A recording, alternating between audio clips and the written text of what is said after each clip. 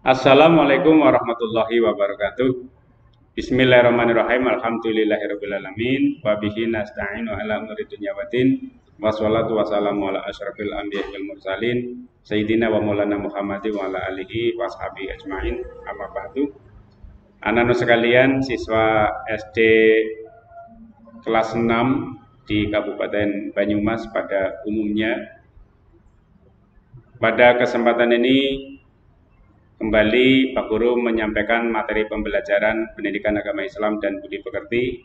Untuk kali ini akan Pak Guru sampaikan tema kisah keteladanan Ashabul Kahfi yang merupakan materi pembelajaran di pelajaran yang kelima. Sebelum pelajaran dimulai, seperti biasa, mari kita mohon kepada Allah Subhanahu wa Ta'ala. Mudah-mudahan pada saat pembelajaran ini nanti kita akan diberi banyak ilmu yang bermanfaat tentunya.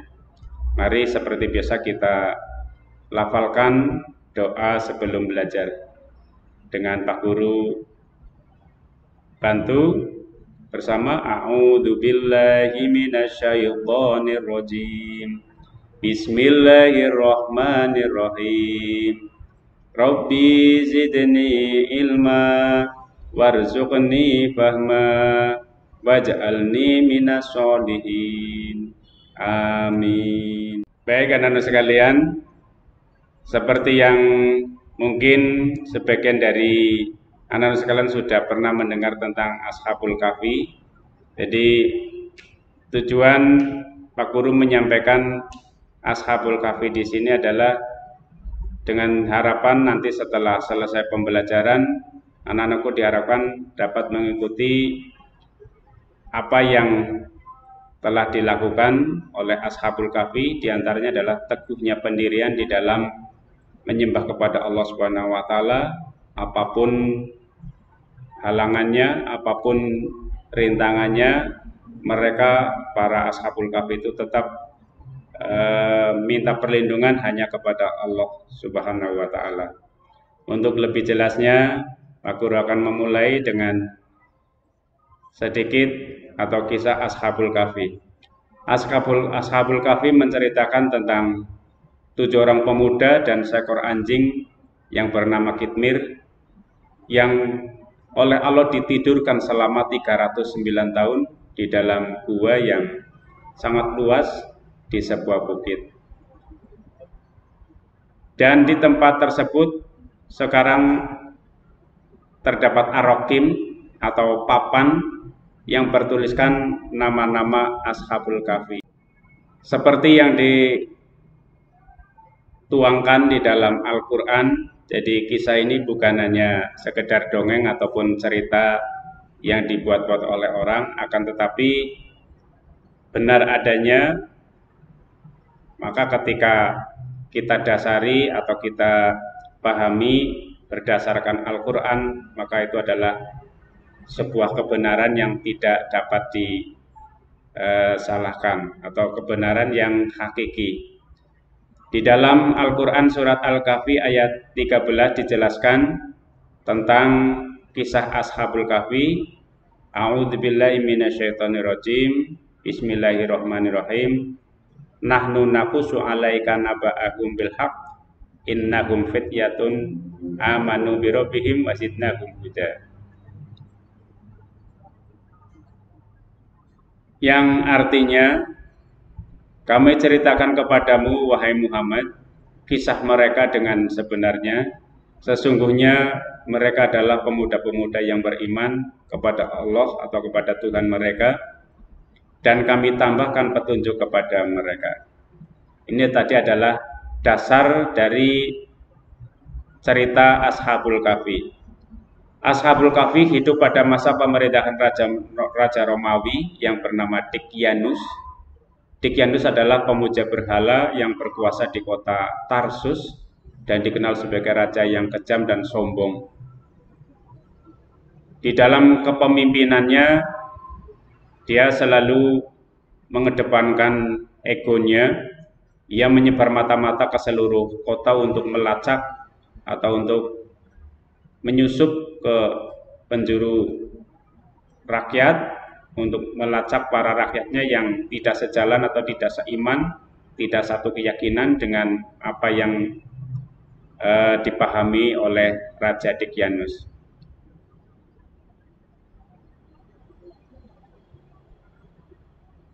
Yang tidak sejalan dengan Raja Dicyanus maka nantinya akan dihukum, bahkan diancam mati. Oleh karena itu Ashabul Kahfi memilih untuk bersembunyi demi keamanannya di sebuah gua demi menyelamatkan akidahnya, yakni menyembah kepada Allah Subhanahu wa Ta'ala. Maka ketika para Ashabul Kahfi akan memasuki sebuah gua, mereka mohon kepada Allah Subhanahu wa Ta'ala dengan berdoa seperti yang tercantum dalam surat Al-Kahfi ayat 10. A'udzubillahi minasyaitonirrajim. Id awal fityatu ilal kahfi faqalu rabbana atina min ladunka rahmah wa hayyi' lana min amrina rasyada. Ingatlah ketika serombongan orang pemuda pergi ke gua, lalu mereka berdoa, wahai Tuhan kami, karuniakanlah kami rahmat dari sisimu, dan berilah kemudahan-kemudahan, serta pemimpin kepada kami untuk keselamatan agama kami. Setelah berdoa seperti itu, mereka Ashabul Kahfi masuk ke dalam gua, kemudian Allah kabulkan doa mereka, yakni dengan cara menidurkannya di sebuah gua selama 309 tahun, dengan penjagaan serta perlindungan dari Allah Subhanahu wa Ta'ala tentunya. Setelah sekian lama mereka tertidur, Allah membangunkan mereka di saat pemerintahannya telah berganti kepemimpinan, hingga akhirnya terungkap kejadian yang sesungguhnya. Oleh karena itu, cerita yang sering didengar ataupun yang Pak Guru sampaikan ini adalah bukan karangan manusia biasa, melainkan kisah nyata yang dimuat di dalam Al-Quran. Anak-anak sekalian, sepintas yang Pak Guru sampaikan tentang Ashabul Kahfi mudah-mudahan bisa menambah wawasan bagi kita di dalam materi atau melaksanakan pembelajaran kelas 6, khususnya adalah meneladani kisah Ashabul Kahfi ini. Dari materi yang Pak Guru sampaikan, ada beberapa hikmah yang dapat diambilnya. Di antaranya yang pertama adalah senantiasa memegang teguh keimanan apapun rintangannya. Yang kedua, Allah pasti akan senantiasa menolong dan melindungi hambanya yang beriman. Kemudian yang ketiga, Allah Maha Kuasa atas segala sesuatu menurut irodahnya, dan jika Allah berkehendak, maka tidak ada yang dapat mencegahnya. Anak-anak sekalian, penyampaian yang singkat dari materi meneladani kisah Ashabul Kahfi ini mudah-mudahan bisa nambah wawasan di dalam memahami materi pelajaran di kelas 6. Dari Pak Guru sekian, banyak hal yang kurang berkenan, mohon dimaafkan. Akhirnya, assalamualaikum warahmatullahi wabarakatuh.